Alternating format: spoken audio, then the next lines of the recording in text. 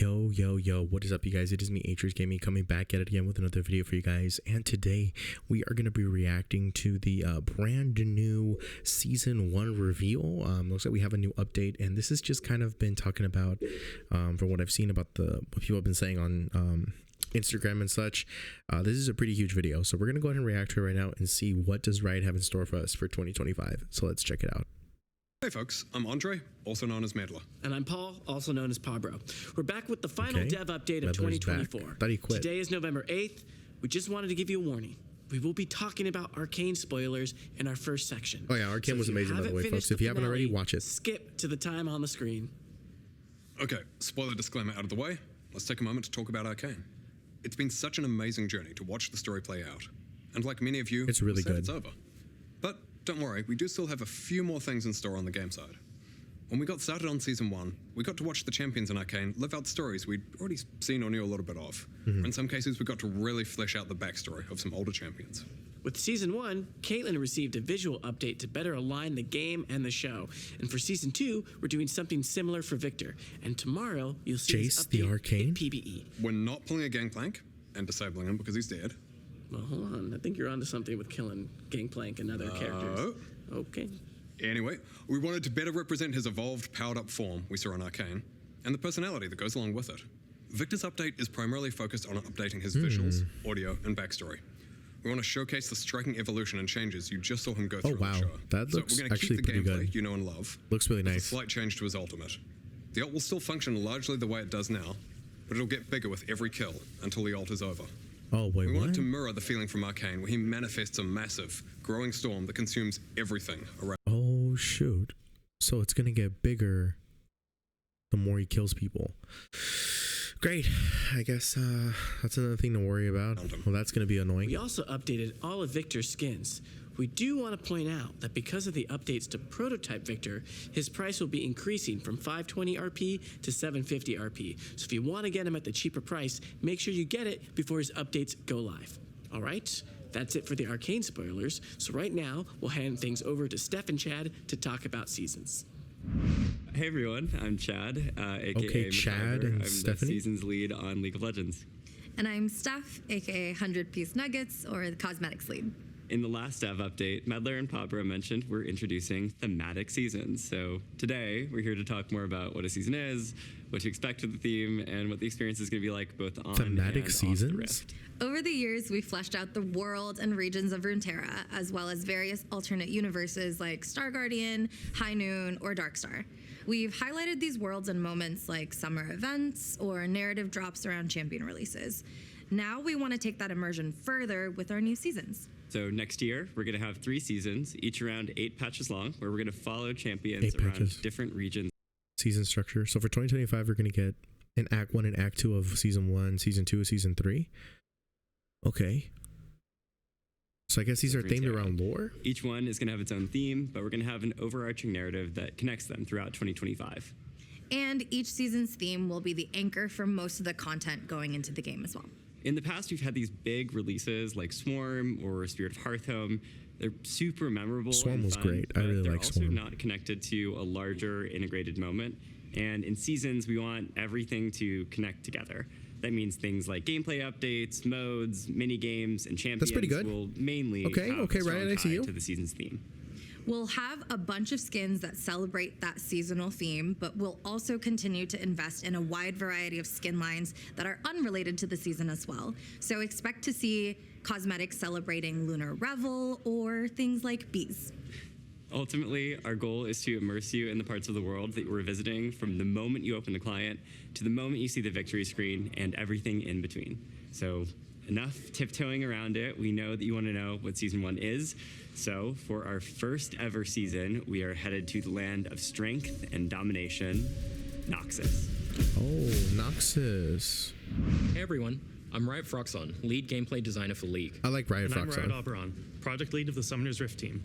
Next year, when you step onto the Rift, it'll look a little bit different than you're used to. We want seasons to be a way you can immerse yourself in League, especially once you load onto the Rift. So we have a preview of some of the updates you can expect in Season 1 of 2025. We're headed to everyone's favorite region of fierce fighters, Noxus. cloak and dagger magic, Whoa. and strength. The turrets look different. Prepare to be Decimated. Okay, what was that? Yo, you need to stop. Beyond the Noxian invasion of the map, we've also made some gameplay improvements. How come that word has four? First, it wouldn't be a new Four season hits, without an regular overhaul to ward. the item system. Just kidding. But there are some Noxian-themed boot upgrades, but it's not as simple as picking them up from the Whoa, these look very interesting, huh? So, okay, this looks like the attack speed boots, void boots, the speed boots. This could be Merc Dreads, ability haste shoes, and ninja tabbies. That's what it looks like. shop. In fact, they come along with a new mechanic, Feats of Strength. There are 3 objectives that your team can claim throughout the game. Feats of strength. First Blood, First Tower, and first 3 of Okay, but can we talk about how the map looks really nice? It looks a little bit different. First Tower, and first 3 of Epic Jungle Monsters. Okay. If your team is the first to complete 2 of these 3 objectives, so for example, First Blood and First Tower, your Tier 2 boots will transform into new versions with slightly better stats. Okay, look at that. They changed. Did they change anything about this picture? No. You'll also get access to powerful Noxus-themed boots, which you can purchase as a Oh, final okay, upgrade. so you can purchase the boots. We want Feats of Strength to celebrate early game successes without immediately snowballing the game This out is of very control. interesting. We're experimenting with different types of power progression to see how it feels for a reward in the early game to open up more choices in the late game. We're also introducing Nexus turret respawning. An incredibly frustrating experience is just winning The a late Nexus game turrets can teamfight respawn. only to lose your Nexus turrets. You kept the game alive, but at what cost? Now it feels like your team is doomed to hang around in your base for another 200 years, babysitting an open Nexus. To give your team a better chance at coming back from these situations, your Nexus turrets will now respawn after a set time once they're destroyed. Now, your team can rally for an epic comeback without having to worry about a backdoor cast-in. Huh. So what that means is that now these things are going to come back. I guess that's good if you're losing, but it would definitely feel annoying as like a team that's winning. We're also adding some new minor runes to rebalance some of the vision-related options in the domination tree. Sixth Sense, Grizzly Memento, and Deep Ward. What in the world? As well as a new addition to the sorcery tree called Axiom Arcanist, which makes ultimates more powerful. Oh, Ultimates are Mordekaiser ult. We also couldn't resist changing items just a little bit, so we're adding some small scope adjustments to tank items and adding a new item called Bloodletter's Curse. Well, new-ish. It'll look familiar if you've spent time in Arena. But if you haven't, Bloodletter's Curse reduces the target's magic resistance from repeated spell hits, which is sort of like an AP version of Black Cleaver. Finally, Oh, that's not good for AP people. let's dig into the biggest update of the season, Adakon, Bringer of Ruin. The What new is that? epic jungle monster Ondicon? What? A Modicon? is drawn to death and destruction.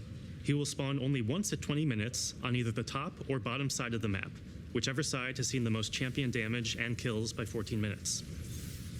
To signal where he'll make his entrance, Adakon's arena will spawn, adding new permanent walls to that side of the map. Adakon's dark influence will also cause blood roses to grow periodically in the areas where champions have been. Okay, so this is a new jungle monster that appears at 20 minutes in the game, and it will appear based on which lane had the most deaths. So usually that's going to be bot lane. Killed. More death means more roses.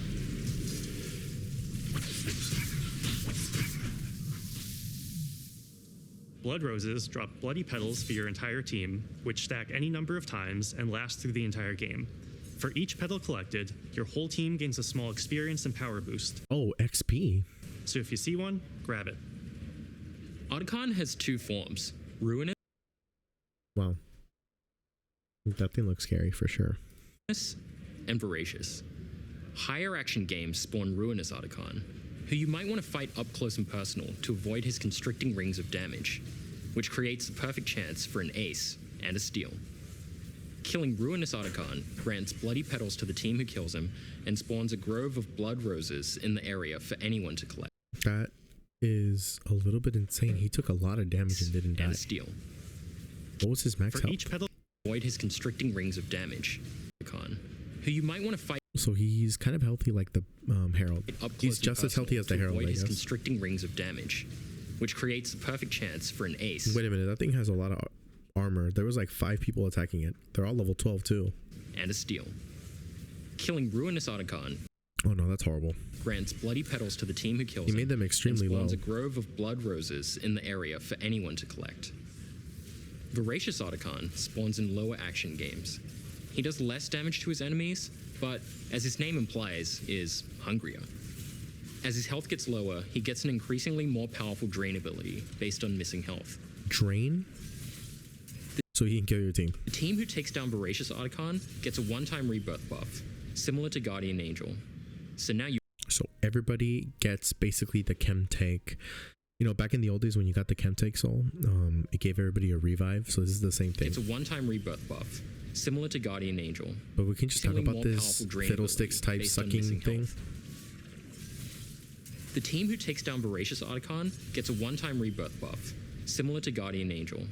So now you really have a reason to force that team fight.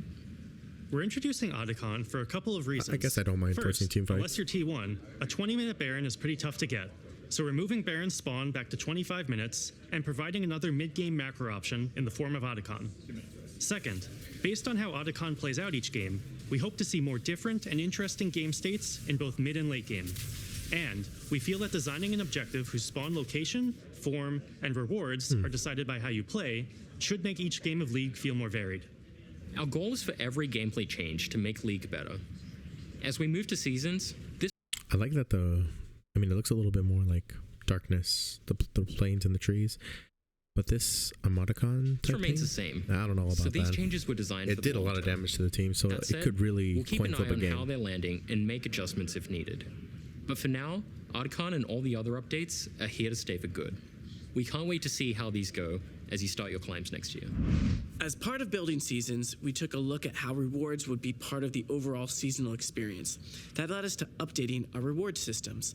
That means Okay. things like event passes, champion mastery, honor rewards, etc. We felt that this was a great time to address some problems that have built up. We're going to dive into those details, so bear with us. First, over the years, these systems have become needlessly complex.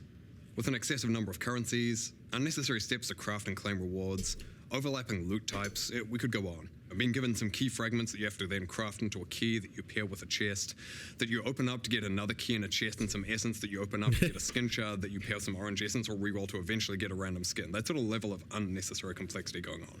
Secondly, those systems are all scattered throughout the client. What you can earn, how and where you can track it, etc. sucks.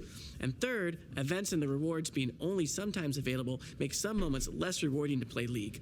So, here are some of the changes we're making. What are they doing? There will always be a battle pass active, with both a free League of and a paid Legends track, Battle with the Pass. price the same as an event pass today. You'll get pass rewards through the tracks, meaning we're removing the event tokens and shop. There will be 2 passes per season, with them tying into each season's thematic. That means most of the rewards will reflect what's going on in and around the game, and fewer random rewards. We'll have the same number of passes per year at 6, with a longer average duration per pass. We're also moving most of our scattered reward systems to the free track of those battle passes.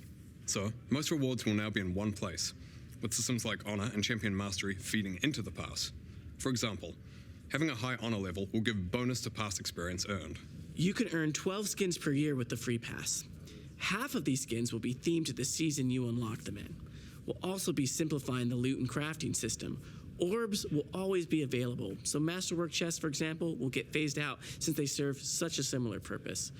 Overall, we want the pass to be the core vessel for how you track and earn rewards. If you choose to buy the paid version, we also want it to be very clear what you're getting and how to make the most of it. Now, these elements have a ton of moving parts to them. There's a lot more details than what we've talked about just here. We'll cover that all in the dev blog that's out right now. Switching gears a bit, I want to talk about another change for next year that isn't quite tied to seasons, but instead by feedback from all of you. Ranked resets. Ranked These have been a topic resets. of a lot of Reset that conversation in MMR, recent years, baby. particularly when it comes to feelings around how often you want to restart your climbs, how fast a climb should be, what feels rewarding versus what feels like a grind, etc. And looking back, we don't think 12 resets a year has been the right call for League. So, we're moving to 6 per year. 6 resets? Okay, just kidding. Please Oh. put down the pitchforks. We're going back to one large reset at the start of each year, with no additional resets during the year. Rank system tuning in terms of the size of the January reset, the number of the games to climb on average, and other systems will be similar to the numbers we used back in 2022 and before. That said, there will still be 3 Victoria skins you can earn, 1 for each season. If you want to earn each skin, you will need to win 15 ranked games during that season. Again though, neither your visible rank nor your MMR will reset except in January. Oh, Next up, we want to chat about a potential replacement for Quick Play that we'll be trying in some regions. It's called so Swift something Play, we're still getting and 3 it's meant to be splits. a lower stakes experience than Summoner's Rift, though with more strategic elements than you'd find in, for example, ARAM. You'll still have the same core elements that you'd expect to find in a game of Summoner's Rift, farming, snowballing, team fighting for objectives, etc. But with added changes to keep all players more competitive, like ramping gold and XP as the game goes on. Those changes won't make it so you can suddenly jump ahead of your opponent if you're 0 and 10, but they will make it so that even if you're down, you're never completely out of the game. The fact that Swift Play is also less punishing when behind should also make the mode ideal for those of you looking to play with friends you wouldn't be willing to put your LP on the line for. Oh my. As mentioned, Swift Play will be rolling out in January to replace Quick Play in select regions, so we hope you'll give it a try and let us know what you think when it hits live. We also have a blog dropping today with more details, so be sure to check that out. And last, but hopefully not least, we've got some changes coming to the practice tool. Over the years, Yo, you the told us practice it's a tool is useful getting an but update somewhat before limited way to GTA get better 6. at League. I can't The be saying that, most guys. common I'm sorry. desire we've seen people bring up is to practice with other players, whether it's in one-on-one duels with a friend or on a full team fight drill with a pre-made team. Oh, I would like some Practice tool team fight wasn't built for simulations. That is multiplayer. something I would definitely like. And we've had some cautions about how League could be a lot less fun if the optimal way to get better is to spend almost all your time in practice tool rather than playing real games. But we do think we've likely been too cautious here. So we're going to be giving multiplayer practice tool a try. You should see that on the PBE soon. It's an experimental feature, and we'll probably encounter an interesting range of bugs. That said though, we're looking into whether we can ship it as part of season start in January. And if that's not on track, we'll give you an update as to where it's up to. Before we wrap up, one last seasons thing. We'll be Okay. changing up how we name patches to match seasons. So instead of patch 15.1 coming out in January, it'll be patch 25.s1.1, calling out the year, season, and patch number. Season 2 will then kick off in patch 25.s2.1. You get the idea. Okay, What that is the it from heck? us today. The next time you hear from us will be in January, at the start of the season. We'll be back then to share some extra stuff that'll come out later in Season 1. We do want to acknowledge, though, that we've covered most of the big changes that you'll see day 1 next year. That said, still got a few surprises left. And of course, we'll have the cinematic to kick things off. To no one's surprise, we can confirm that it's also going to focus a lot on Noxus and Noxian champions, but that's all we can share for now. We hope you all have a great December, great holiday season, and a happy new year. Thanks so much for everything, and we'll talk to you again soon. Bye. Huh. Okay, so just to quickly break it down, this was definitely the most important thing right here. So we got this You might thing, wanna this fight up close abomination and looking thing. And spawns That- icon. Spawns in lower action. Okay, so we got emoticon, comoticon, whatever it's called. So there's 2 versions of it. So it's either a more dangerous version. I believe the more dangerous version, the one that reacts if there's more kills early game. If you get more kills early game, what this is going to do is that it's going to be on the top side of the map, either the top or the bottom, it doesn't matter, but that version is going to be releasing these petals which give you EXP, and I guess that make you more stronger. So those are important. Those flower petals are kind of going to be important. So maybe in season 25, maybe in season 15, we'll be seeing some counter jungling. Just the fact of getting those petals for your team, since it helps out the whole team, that may be something that you want to do. It also looks like that if we get those petals, the more petals we get, the more ahead we get. So kind of just snowballing more. You definitely need 4 people minimum, maybe 4 people, maybe 3 people minimum, just to take that thing down, because it was absorbing their health. Look at this. Games. So they're absorbing. Look He how does much less damage to his enemies. look how but much health he's gonna as his absorb name right now. implies, is hungrier. As his health gets lower, he gets an increasingly more powerful drain ability based on missing health. Look at this. If Aurelion Soul ulted in that moment right there, he would have gotten a triple kill. So it's gonna be really important to maybe bait out the enemy team taking it out first, and then you go in, right? Collector's going to be huge in that case. But yeah, it's looking pretty strong. They haven't really talked about any of the items, which is interesting. I think they're going to change a couple items. They're just not telling us yet.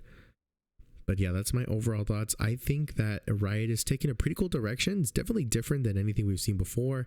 I like fresh new stuff. I like that it applies to the jungle as well, since I am a jungler. But yeah, I'm also really curious to see what the stats of these boots are. These Noxian boots. If your team has the best stats, you'll also get access to powerful Noxus themed boots. Yeah, I want to take a closer look at what these Noxus boots look like when I see them. But that is going to be about it for this reaction, guys. Overall, I think it's cool. Let me know what you guys think. When it drops on the PBU server, you definitely will be seeing videos about it on this channel very soon. So stay tuned for that. But if you guys like this video, be sure to go ahead and give the video a like. Make sure to hit the subscribe button and turn on post notifications. I'll see y'all in the next video. It's Atrix Gaming signing off. Have a great day, guys.